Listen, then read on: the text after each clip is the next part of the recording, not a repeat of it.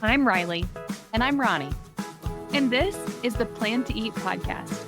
where we have conversations about meal planning, food, and wellness to help you answer the question, what's for dinner? Hello, welcome back to the Plan to Eat podcast. Riley and I are here today, and we are feeling summery. So we're talking about potlucks and gatherings where you're sharing food with other people. We're talking about how these like shared meals build community and connection and can have such good memories. But also we want to talk about a little more of the practical side, as we always do, and how we can make potlucks easier this summer if you are hosting one. We always say this at Plan to Eat. There's so many statistics out there on this topic, but eating together just cultivates so many good things.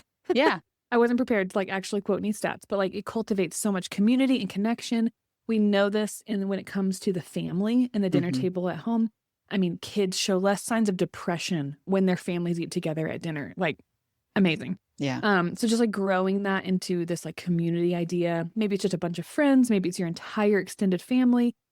Maybe it's a church or a group that you do stuff with. Building community with food just is a beautiful thing. It just brings people together. Collaboration, so fun. Yeah. My husband and I used to host a lot of barbecues. When in our 20s, we just every summer we would host multiple barbecues. I have some of the best memories from those times. It's the random sporadic things that happen at some of these events that you're just that was amazing and totally unexpected. And it only happened because we all got together. Yes. I was going to say the same thing. I have a lot of childhood memories around community food events. Yeah. But also in my 20s, even randomly everyone gets their own takeout and you meet at a park and eat it together. Oh yeah. Just some great memories around it. If that's that nostalgia thing, just growing inside me, just thinking about those fun days. I love it. Yeah. We had a barbecue one time and we were really good friends with our next door neighbors. Our next door neighbor, he played the violin. And he didn't go to college for playing violin, but he was that level that he probably, really good. He probably played even in just the orchestra or whatever in college, but that's not what he specifically went to school for. However, his sister played the viola, right? That's the kin to the violin, right? I think so. Yeah. Okay. And she went to Juilliard. And she happened to be visiting one of the weekends that we had a barbecue. And of course, she's a musician. So she brings her instrument with her wherever she goes. And they gave us a private concert in our backyard. Oh, that's fun. It was so beautiful. They're both these classically trained musicians, and they're brother and sister. So they're very close. They have a very close relationship. And so it was just jive together really well. And I still think about it all the time. I'm that was the best barbecue I ever had. Okay, that's really cool. I don't have a story to top that one. So I love that.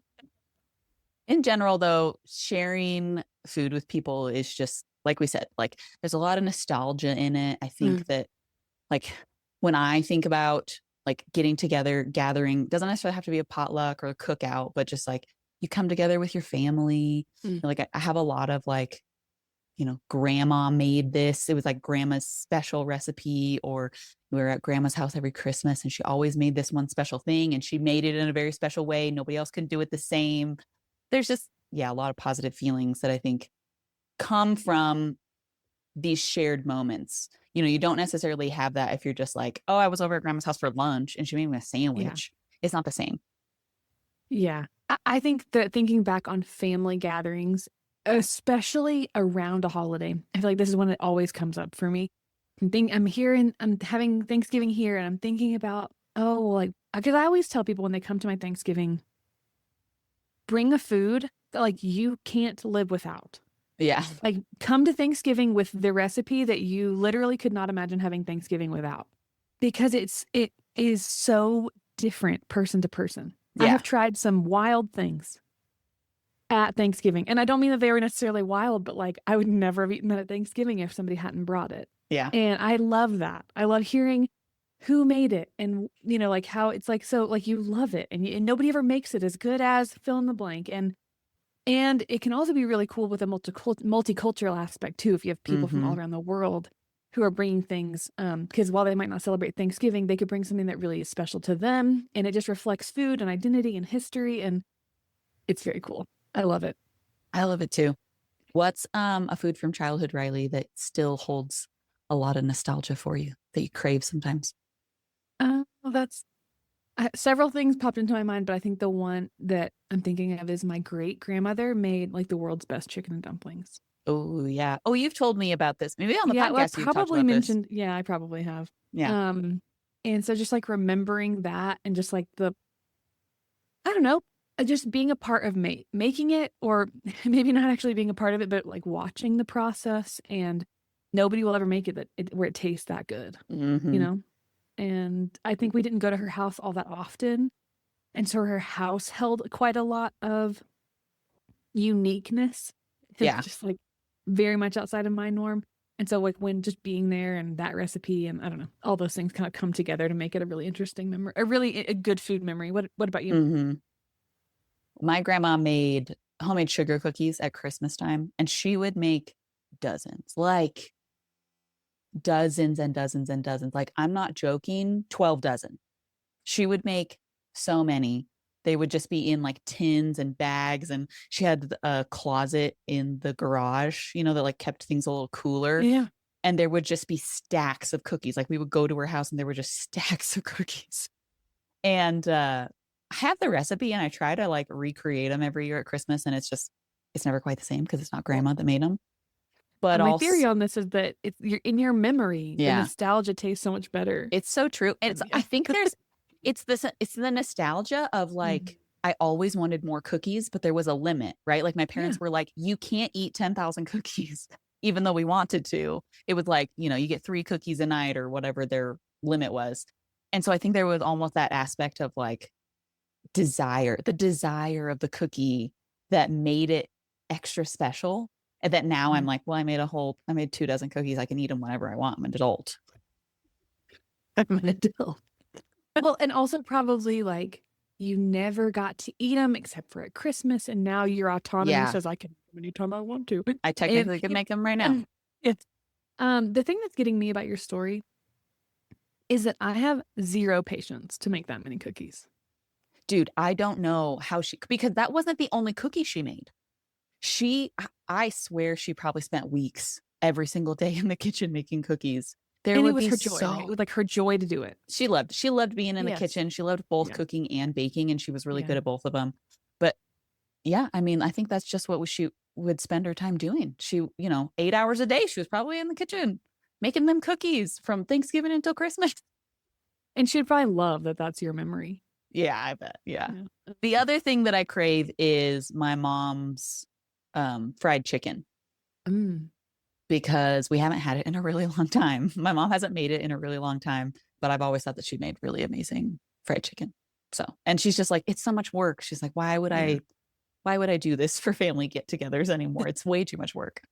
And I just made you fried chicken, so now I'm feeling very self-conscious about it.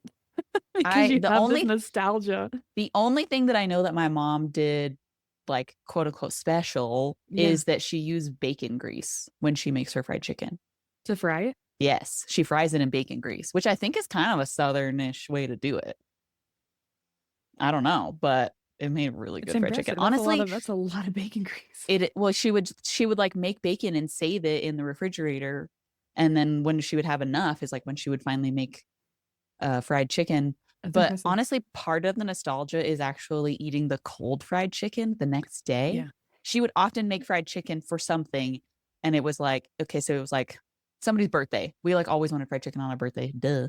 And they said, so say it was like, okay, we're celebrating your birthday on Friday, having fried chicken. And then like the next day was a Saturday or something. And we would go have a picnic and we would eat cold fried chicken out at the picnic. So like that's part of the nostalgia too. Yeah. I know. Yeah. Those are good. That's a good childhood memory. Yes. Yeah, it's great. I feel like we're all into like warm and holiday and those kinds of recipes. So this is going to feel like a really strong pivot. But we are coming up on summer. We're coming up on the summer of seasons of get-togethers and eating outside, potlucks, group meals, whatever. What is a dish you associate with summer? I mean, I'll be honest, that fried chicken is one of the ones because it was like summertime picnics and stuff Hmm. that we would take it on. Uh, let me think about something else. Honestly, there my mom, well, I still make it this way when I have like zucchini and summer squash. I would say like zucchini and summer squash Yeah. sauteed. Zucchini summer squash is so summery to me, and that's not really a great potluck dish, right? But Right. my mom started making it with a Chinese five spice as the spice that she puts on it when she Yeah, you've sautés told me it. this before. Yeah. And the spice has like cardamom or cinnamon or something. It like has like a warmer palate to it, and I think it's so good. My husband doesn't like zucchini and summer squash, so like when I make it that way because I'm the only one who eats it. So my mom and I are always like, when zucchini's in season, like we're just gonna get together and like make some zucchini, because my stepdad also doesn't like either. So we're like, we just need to make this for you and I because Yeah. we both like it the same A way. little two-person potluck. Yeah. But I would say a more of a potluck style dish would be frog eye salad. Okay, this is what people bring to my Thanksgiving. Yeah. I mean, it's also, yeah, like a Thanksgiving Christmas thing, Yeah. but I think it's a very like Midwest summer potluck kind of a deal. Okay, tell people who are listening what in the world that is. I'm gonna have to look up a recipe. Okay, it has marshmallows in it Yeah. and pasta and it's the, okay, I always fruit. say it wrong. I always say assisi de pepe, and it's assini de pepe. So if you've been listening and you're like, Ronnie, get it right, I think I got it right this time. Yeah, so it's assini de pepe pasta. It is canned, like usually canned fruit, like Yeah. the canned mandarin oranges and Yep. canned pineapple, marshmallows, and then like whipped topping to like mix it all together. So it's like Yeah, a but it's also sweet green too. Isn't there pistachios dish. in it? Isn't there like a pistachio pudding or something? Maybe some people put, I mean, everybody puts like kind of different things in it. So like some people will put, I think the one that you're thinking of is not maybe frog eye salad, Okay, maybe I am mixing it up, but I just realized I just I because I just think the thought one you're thinking of has jello in it. It's green jello, but I don't know what okay. that's called. Okay. Well, I just I feel like frog eye salad is like the goulash. Did anybody understand what I just said? Because I was laughing so hard. I don't know. The goulash of side dishes. Like, well, we just had these things, so we just put them together. I know people in my husband's family, love it. It is just like the dream, the side dish of their dreams. It's a nostalgic food for me because yeah, it was at like all of our family Yeah. gatherings, whether summertime or not. Well, But and I I'd do never think, had it until I joined my husband's family. So, yeah, I do think it is, to me it feels like a summery. Like we shouldn't be eating it at Christmas time. It feels way yeah. more like a Well, summer it's dish. cold. It's like a cold, Yeah, it is. yeah. Yeah. Okay. Okay. Okay. What do you associate with summer, Okay. Riley? Well, I also associate a cold dish with summer, but that is homemade ice cream. Oh yeah. Oh yeah. And it's not really a dish. Like, I mean, you Mm. know, It takes a lot of work. I mean, yeah. not a lot of work, a lot of time. Yeah. Growing up at the church that I went to, I'm pretty sure this memory is real. That's so weird. That's a weird thing to Um, say, I know, but like I feel like we had like a homemade ice cream like a Sunday kind of night. I don't even know what you would have called it. It was like after church and people just all brought their varieties of flavors of homemade ice cream. like an It's ice like, cream social. yeah, maybe that sounds right. Like I said, this memory is very like deep tracks. I don't know, it's very faint. And that it was like a fun way to do a potluck, a different, Yeah, like a spin on a potluck, you know? And so totally. everybody had all their favorite homemade recipes. And my family traditionally did like just vanilla, which was everyone's favorite, and or Milky Way, Mm, which tasted a lot like kind of like a frosty, but like with melt, it yeah. had like literally melted Milky Ways in it. Ooh. Um, anyways, but everybody brought their own flavors, and I just like a fun, like it's kind of nostalgia, and it's also just like I just associate homemade ice cream with the summer. It's the best. Totally. My husband's bosses every fall, I think like September-ish, they do a pie party. Oh yeah. And so they invite all of their friends and family and coworkers, and everybody's supposed to bring a pie. And so it's such a good idea for a potluck Mm, it because is. everybody has different ideas of what pie is. people bring pizza, right? Like it's a Yeah. pizza pie. And so it's like people will bring shepherd's pie and all sorts of different savory pies that you're like, I never would have thought about this as a pie or a thing. And then obviously there's lots of sweet versions, but it's so fun. I think it's such a good idea. I love the idea of a themed potluck. Yes. Yes, I like Like that give too. everybody, it's very simple, right? It simplifies it. I've been Yeah. invited to like charcuterie parties where you like everyone brings a different type of charcuterie. And I'm talking like for people who are just thinking meat and cheese, go way bigger than that. Peanut butter and jelly charcuterie board, s'mores charcuterie board, chocolate tasting board. Like, you know, just like Yeah. go way bigger than meat and cheeses. So I love the idea of a themed potluck. It also gives everybody something to do and think outside the box on. Totally. And you don't end up with 12 bags of chips. Unless it's a chip eating party. Yes.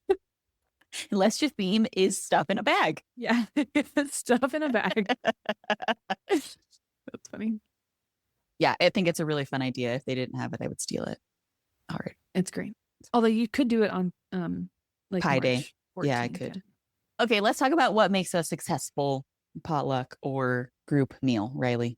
The first thing that comes to mind when I think about what would make a dinner party or potluck successful is a variety of foods. Yeah.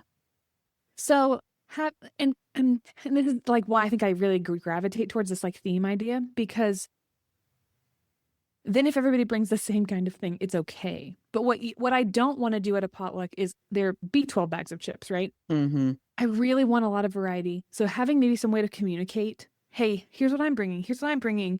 A sign-up sheet if it's an even larger group, you know, something a text thread can't support. Yeah.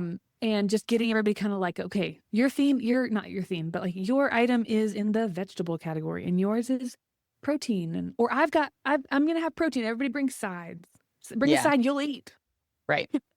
That kind of idea. So just my first thought with successful potluck is a well-rounded table of food. Right. Yeah. Yeah. That communication is important. I think in general, I've always found success when we've said, like, hey, we're going to have the main dish and it's going to be X, Y, or Z. Yeah. You bring side dish, right? Like if you're coming, bring a side dish or a dessert. And I've honestly never experienced that, like everybody brought dessert or everybody brought potato salad or something, you know?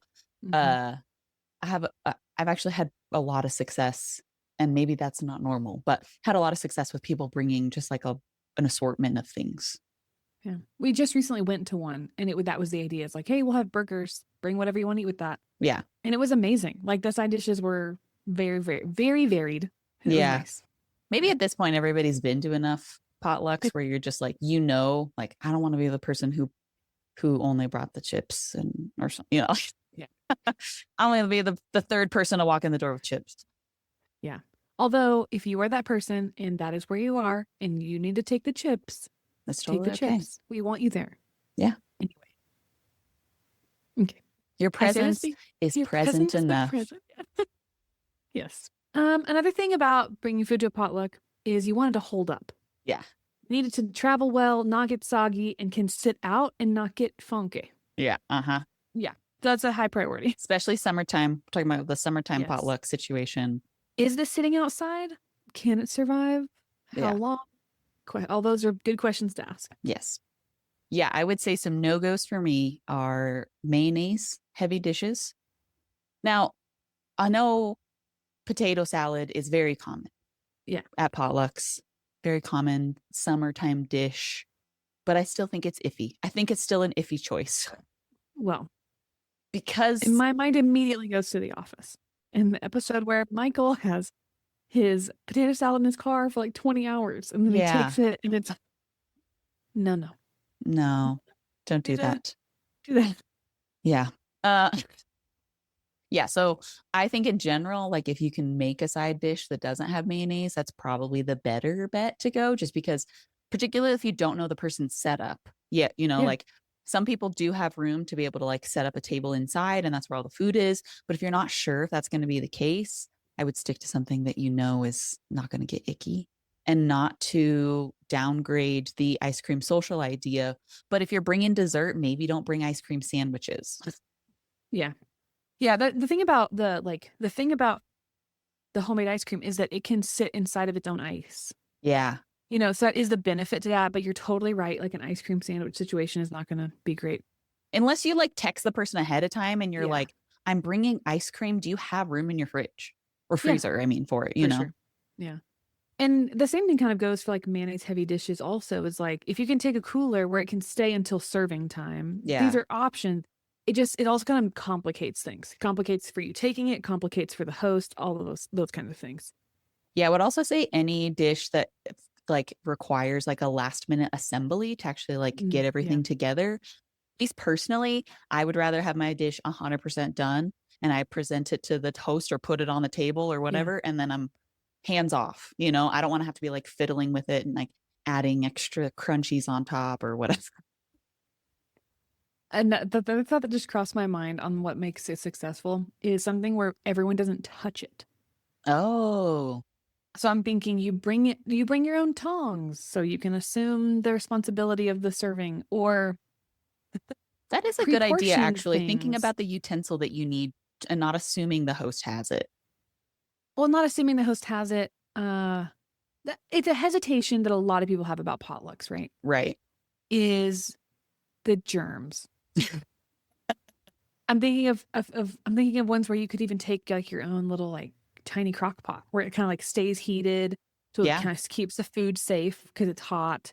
But then also considering like bring a serving spoon. No one's gonna stick their hand in a hot crock pot. Like Yeah. let's take a serving utensil, pre-portioning things like that are really helpful. Yeah. Especially for the people who are germ hesitant. Mm-hmm. Mm-hmm. Good point. Very good point. Okay, so we talked about some things maybe you shouldn't take or Yeah. second guess taking. I think some things that hold up well at a party and can be relatively safe, potentially outside are things like a pasta or a quinoa salad, or even coleslaw. If there's a lot of coleslaws that don't use mayonnaise Yep. as their Yep. base. Dips, bean salads, Yeah. hummus tends to hold up really well. And then the baked goods rather than the ice Mhm. cream. So like cookies, brownies, a fruit cobbler or fruit pizza or something maybe. Mhm. And another thought with those is just to continue kind of where I was at before, but just making sure they're either pre-cut, or pre-portioned, something along those lines. Cookies are awesome in that regard, or like if it's a fruit pizza, just like pre-slicing it. Yeah. Again, because you don't want to assume that there's something where you're going to cut it. And also I'm thinking like, hey, if little kids go up to that table and they're like, there's an entire pan of Rice Krispie treats, I'm going to cut an entire quarter of the pan. As a parent, I'm thinking, I do not want my kid doing that. Yeah. So just having it where they can grab one. Yeah. Okay, they might grab more than that, but at least they're pre-portioned, you know? Yeah. I think that's really a wise insight. Things that I've seen work really well at parties are taco bars, pulled pork sandwiches. Obviously, burgers and hot dogs are a big winner in the potluck world. Yeah. Flatbreads, things along those lines. Even build your Yeah. own sandwich bars I've seen work really well. Yeah, I kind of think the bar, quote unquote bar situation where you can have things be customizable is really good for a lot of reasons. I mean, what we want to talk about next is like having different dietary needs Yeah. for the people at your event, and having a buildable situation is really Mhm. great for that because then they don't feel excluded from the main dish. Mhm. Yeah, and dietary labels are really helpful for people who, and I felt this way before. I know other people feel this way. You feel high maintenance for having a need Sure. and going to something like this. But if you are bringing your own food, it's a lot. If you're bringing food to participate, it's a lot more helpful. But you can also feel like, is there going to be anything besides the veggie tray? Yeah. Is there going to be anything besides the brownies or whatever? And so talking to your guests ahead of time, communicating needs or communicating, hey, label it so everybody knows what's going on. Doesn't have to be that the food you bring serves everyone because everyone has Yeah. different needs. But that is why a customizable bar is really helpful for those individuals who have Yeah. different needs, because it can feel like hard to go to a party like that because you don't want to feel high maintenance and you also don't know if you need to eat beforehand. Yeah. Well, yeah. And if you are communicating with everybody ahead of time, you could let everyone in your text thread or your Yeah. Facebook group know, I'm making pulled pork sliders as the main, bring whatever sides you want.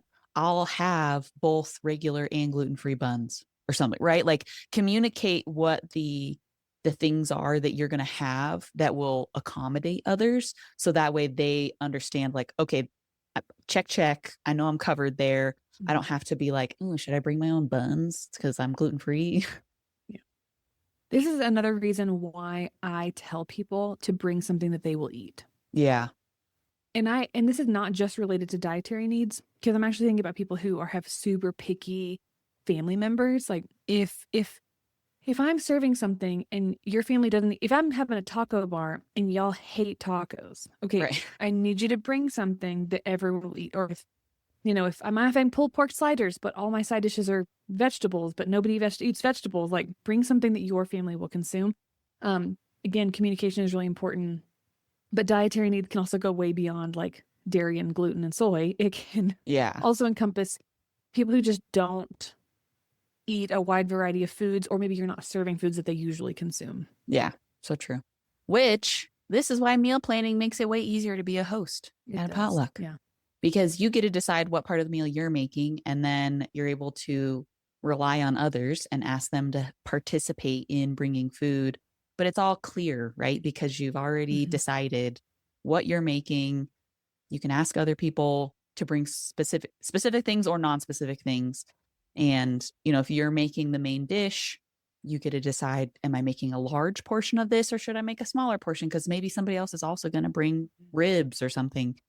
Yeah, and it applies to so many circumstances. It certainly applies to potlucks. It certainly applies to holidays, even just your regular old week. So true.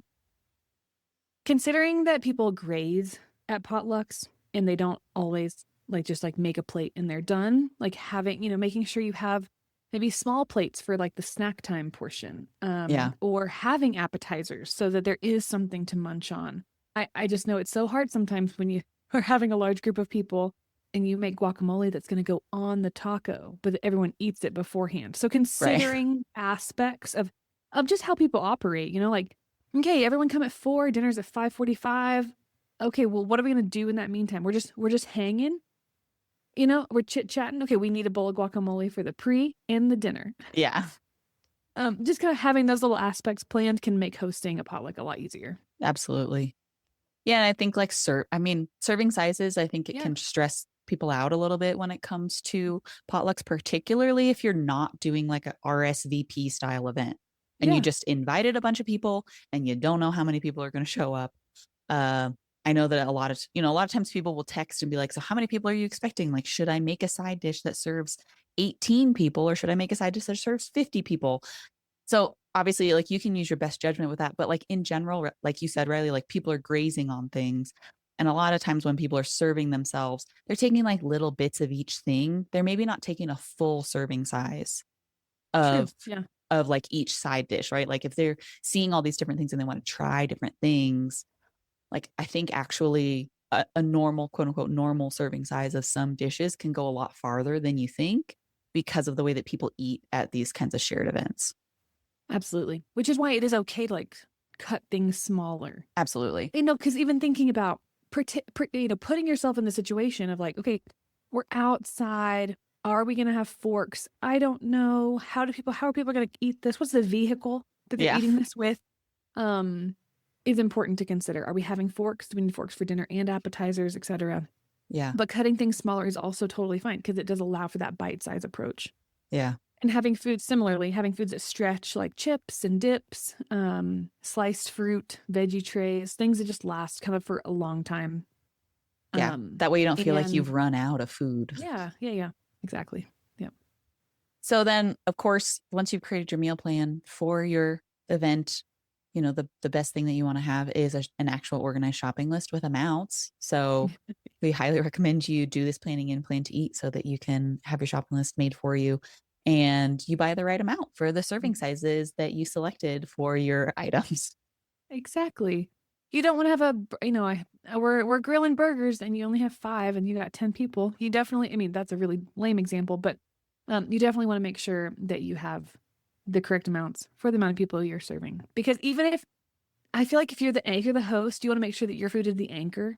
Yeah, You know, like, okay, I'm the host, I'm having burgers. You definitely want that to be the thing that feeds everyone and let everything else be an extra. So you're not absolutely. relying, I mean, you can rely on the fact that there will be gap fillers. But I just feel like as a host, I'm thinking from my own experience, I just want to make sure that the thing I'm presenting feeds everyone. Hmm. Everything else is just a benefit and wonderful. And there's maybe leftovers. Awesome. But just like having the right amounts for the people you're serving for, especially with that main dish, is really helpful. Yeah. Yeah. Like make sure everybody has a hamburger. Yeah. Yeah. My husband went to a work event and it was like a Chipotle kind of style thing. Uh-huh. And by the time the last people were going through, the only thing left to put on a taco was vegetables. Oh yeah. And like that's just like that not the situation you want to be in, Yeah, you know? You want to make sure that everyone gets a little bit. for sure. Riley, what do you feel like is the most stressful part of hosting? Delegating. Oh, okay. I I would prefer to not host a potluck and just invite people.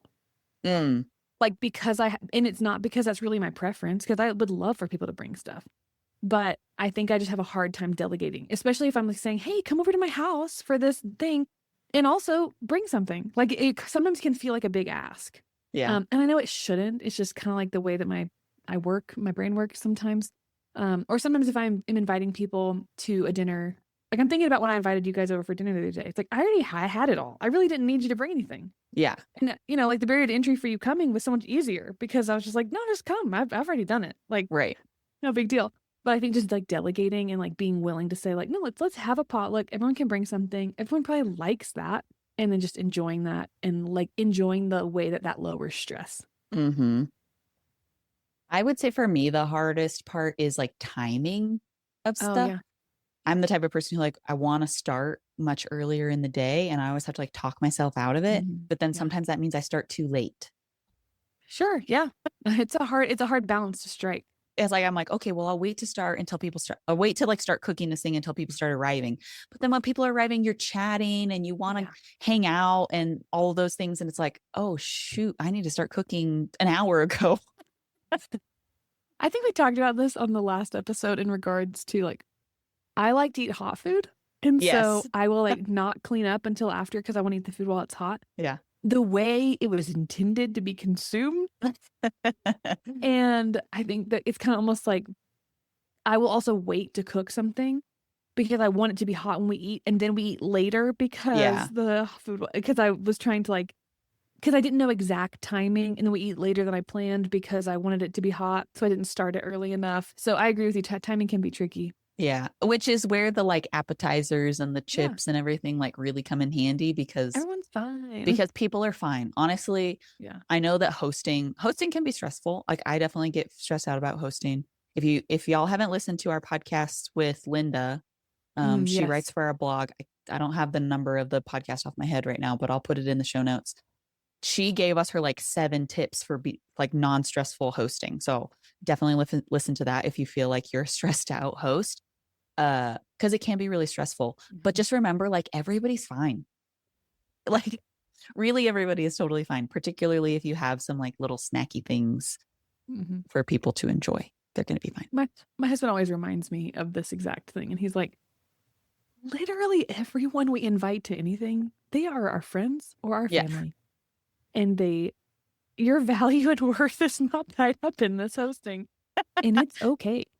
Yeah. Like, there's no reason to be stressed. They like you and you like them. Yeah. Exactly. It's a good reminder. It is a good reminder. I would say that if it feels like a stressful thing to be a host, like try to break things down into smaller steps, right? Like do Yeah. your planning ahead of time, make sure you go shopping and have all the things. Maybe you can set aside some time before people get there to prep stuff. So that way, when it does actually come time to cooking, you're not doing everything all at once, right? If you're making your hamburgers from scratch, you could have all of the hamburgers like pattyatized and ready to go on the grill so that you're not doing all of that in the moment. So, Yes. The planner in me, like, I want to make sure I'm a planner, and I think all of those steps are incredibly crucial. The only thing I want to add to it is also be yourself. You yeah. know, like I think sometimes I try to. I'm thinking about like I've attempted to host Thanksgivings in the past that were like fancy, Oh, sure. and like yeah, that sounds really fun. But I think that that's not really my hosting style. Yeah. My hosting style is a like low key, laid back. I want everyone to feel comfortable and not like. And I'm not saying that fancy means you're not comfortable. I just think that it's my hosting. I what I'm trying to say is lean into your own hosting style and just like try to like do all the things, plan, shop, prep, assign dishes, like delegate, etc. But also just like be yourself and just like host a party that you want to host. Like Yeah. host the party you want to go to. Yeah. And if that means that it's a pie party or a pizza party or an ice cream party or a I don't know, everyone wears costumes or silly hats. Like what pick a thing. But just enjoy it and like make sure you're hosting and planning in a way that like that you like. Yeah. And be okay with that. Like don't try to not be you. I love that. That's such good advice. Which makes me think back to why the pie party is so genius, which is because your pie, all the pies are already cooked. There's no like cooking in Oh, between the yeah. people Yeah. being there, like, right? Like the pie is cooked, the kitchen is cleaned. Like the hosts just get to spend their time entertaining. Yeah. Plates, forks, Yeah. seats. That's like Yeah. all And that like, that's provided. yeah. And I mean, like you could ask Drinks. people to bring their own serving, Yeah. pie serving thingies. What do you call those? Utensil? Huh? A serving spoon, a serving utensil, Yeah. Like I'm thinking like, it's like a specific kind of a pie spatula. server. It's probably called a pie server. Or, I mean, like you could just buy like 10 of them at Walmart. They're probably not that expensive if you buy the Yeah, cheap yeah. kind. The pie party is so genius. I wish I would have thought of it.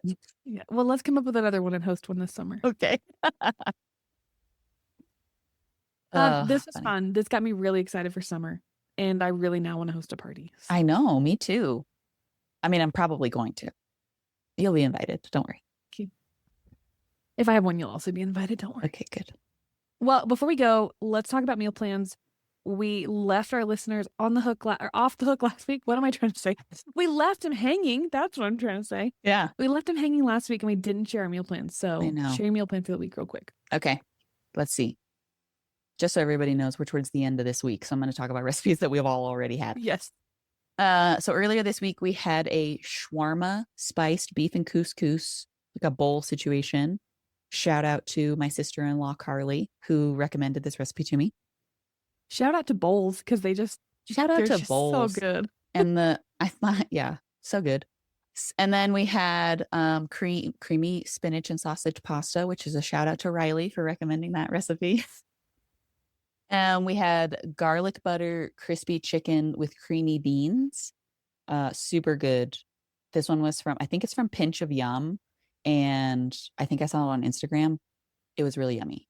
Okay, you did see it on Instagram because you sent me the recipe and it looked so great. I saved it to my account. And then the next day I saw her reel Oh yeah. with her making it. I think she said it was like one of her number one recipes. And her favorite too. She just loves it. It was very good. And you make the like crispy fried chicken in the air fryer. So it's like not very much mess. Hands off. And more hands off and much faster. So really liked that. And then last night we had fancy sandwich night. Love a fancy sandwich. So we just had, they were ham and cheese sandwiches, but like they're fancy because they're warm. And I also made a sun-dried tomato aioli to put on the sandwich. Yeah, That's fancy. That was awesome. Okay, if you guys have sun-dried tomatoes like left over somewhere in your refrigerator, make a sun-dried tomato aioli. It was so tasty. My husband there was some left over and he just was like eating it out of the bowl. I was like, you realize that's just like mayonnaise, right? Yeah, sauce guy, big sauce guy. Yeah, he's a sauce guy. I also tried to do a Parmesan crust on the outside of the bread. I was not very successful with it. My husband tried to do it on his sandwich. Like he was like, let me try to do it because like totally messed up the first one. He did a better job at it. That was supposed out of the way. That was supposed to be part of the fancy sandwich. And I kind of did a bad job at it. I mostly just like burned a bunch of Parmesan on the pan. Sounds great. So but they were still delicious. Yeah. Okay. What about you, Riley?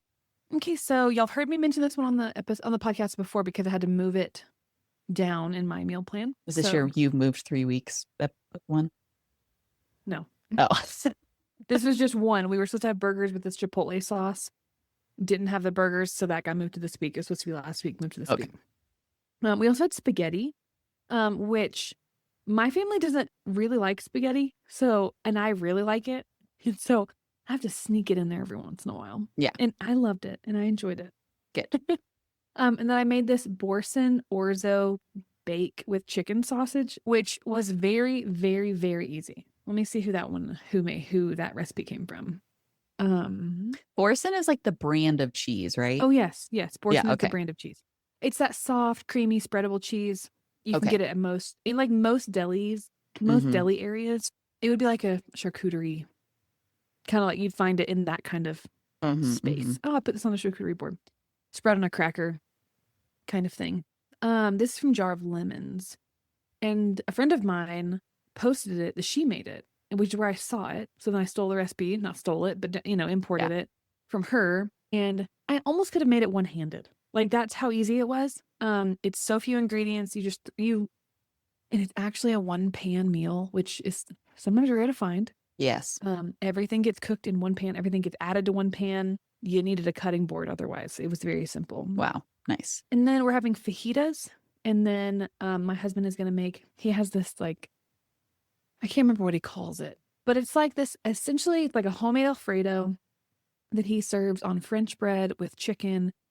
You take French bread, you put tomatoes, spinach, basil, chicken, and then this is cream sauce. Oh.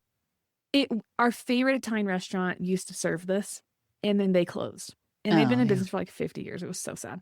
And so he basically has created his own. And so he's going to make that for me sometime this week. Nice. Yep. Just so everybody knows, Boursin, the type of cheese it is called Gournay. Not gourmet, Gournay. And on that note, thank you for listening to the podcast. If you share this with your friends or leave us a review, that would mean so much to us. And we hope you'll come back and listen to our next episode. See you then.